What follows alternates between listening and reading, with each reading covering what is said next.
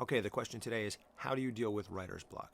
It's a good question. So what do you do when you're stuck on an idea? Well, the first thing you can do is basically give yourself a break. Get up from wherever it is that you write, from your writing desk, get up from the, composition at hand, and just leave it alone. Go for a walk, go outside, maybe take a day off if you're not getting anywhere, maybe take more than a few days off.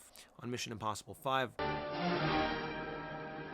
Chris McQuarrie, the writer-director, was stuck on a particular action sequence, and he doesn't know what to do. He's been hammering away at this thing, and like anybody who's trying to tackle a problem, he doesn't want to let it go. At which point his wife comes in and she says, I've got tickets to the opera. You want drama? Go to the opera.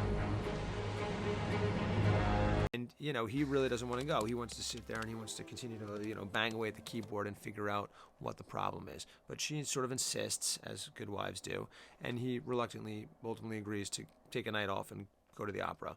Well, it turns out that this break from his writing process was exactly what he needed. He goes to the opera and he's inspired. Ethan Hunt and Ilsa, encounter like the bad guys, and it's this incredible sequence at the Opera House in Vienna. And this would have never happened if Christopher McQuarrie hadn't gotten up from his computer and taken a break. Now, you don't need to have the opera to go to. You can just pick yourself up and go for a walk. You can pick yourself up and do some exercise.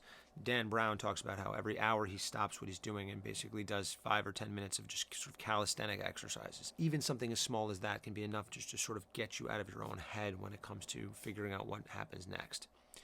The Coen brothers, they take it to the extreme. Oh man, there's a beverage here! I like your style, dude. If they hit a point in one of their screenplays where they don't know what to do next, they go on to something else. And they kind of, and they let their subconscious work it out. And they know that it's time to proceed when suddenly the answer presents itself. Another solution towards writer block is take a look at the scene that you're writing and write it a few different ways. If you're not sure what happens, sit down and write out 3 different versions of the scene.